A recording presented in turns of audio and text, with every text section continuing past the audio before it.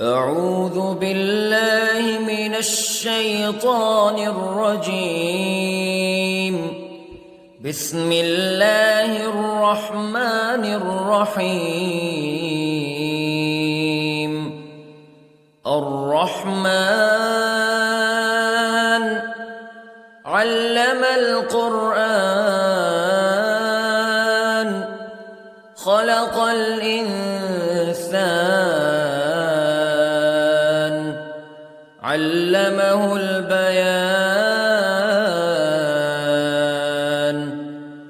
الشمس والقمر بحسبان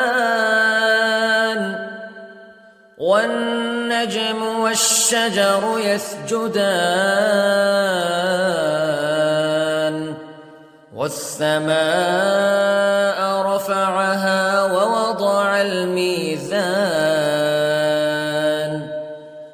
ألا تطغوا في الميزان وأقيموا الوزن بالقسط ولا تخسروا الميزان. والأرض وضعها للأنام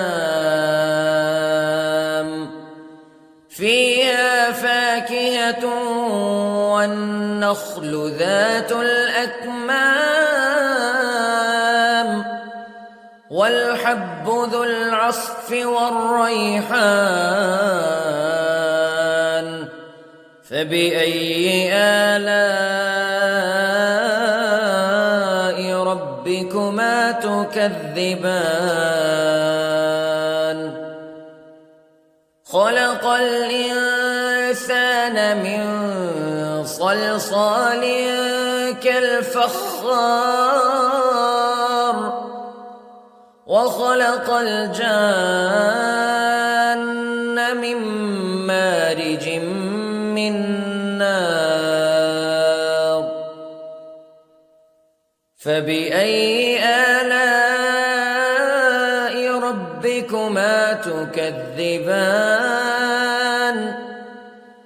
رب المشرقين ورب المغربين فبأي آلاء ربكما تكذبان. مرج البحرين يلتقيان بينهما برزخ لا يبغيان فبأي آلاء ربكما تكذبان. يخرج منهما اللؤلؤ والمرجان فبأي آلاء ربكما تكذبان.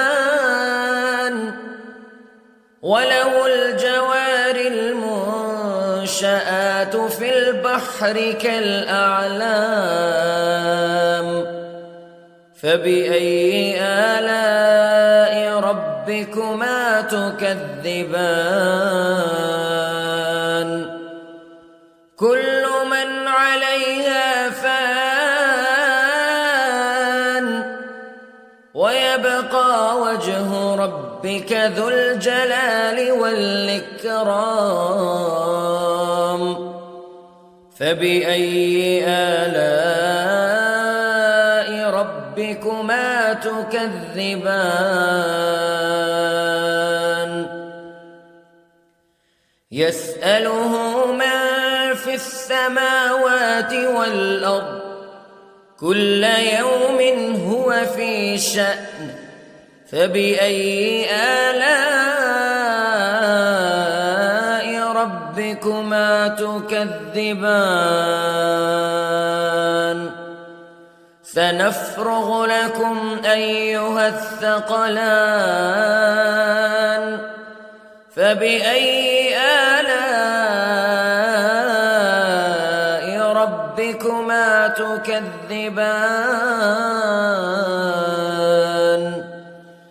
يا معشر الجن والإنس استطعتم أن تنفذوا من أقطار السماوات والأرض فانفذوا لا تنفذون إلا بسلطان فبأي آلاء ربكما تكذبان يرسل عليكما شواظ من نار ونحاس فلا تنتصران فبأي آلاء ربكما تكذبان فإذا انشقت السماء فكانت وردة كالدهان فبأي آلاء ربكما تكذبان فيومئذ لا يسأل عن ذنبه إنس ولا جان فبأي آلاء ربكما تكذبان يعرف المجرمون بسيماهم فيؤخذ بالنواصي والأقدام فبأي آلاء ربكما تكذبان هذه جهنم التي يكذب بها المجرمون يطوفون بينها وبين حميم آن فبأي آلاء ربكما تكذبان ولمن خاف مقام ربه جنتان فبأي آلاء ربكما تكذبان ذواتا أفنان فبأي آلاء ربكما تكذبان فيهما عينان تجريان فبأي آلاء ربكما تكذبان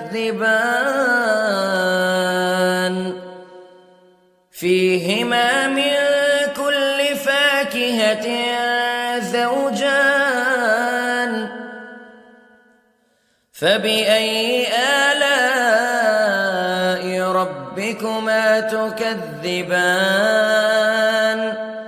متكئين على فرش بطائنها من استبرق وجنى الجنتين دان فبأي آلاء ربكما تكذبان فيهن قاصرات الطرف لم يطمثهن إنس قبلهم ولا جان فبأي آلاء ربكما تكذبان كأنهن الياقوت والمرجان فبأي آلاء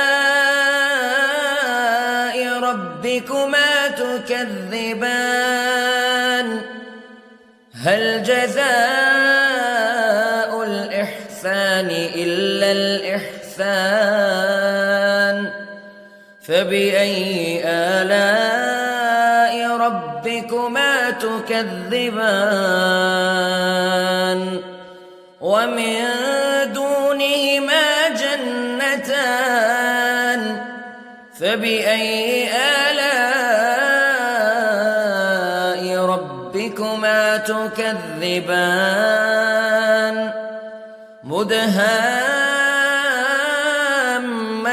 مدهامتان فبأي آلاء ربكما تكذبان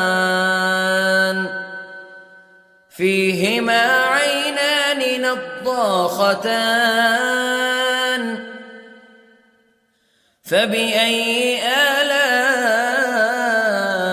ربكما تكذبان فيهما فاكهة ونخل ورمان فبأي آلاء ربكما تكذبان فيهن خيرات حسان فبأي آلاء ربكما تكذبان حور مقصورات في الخيام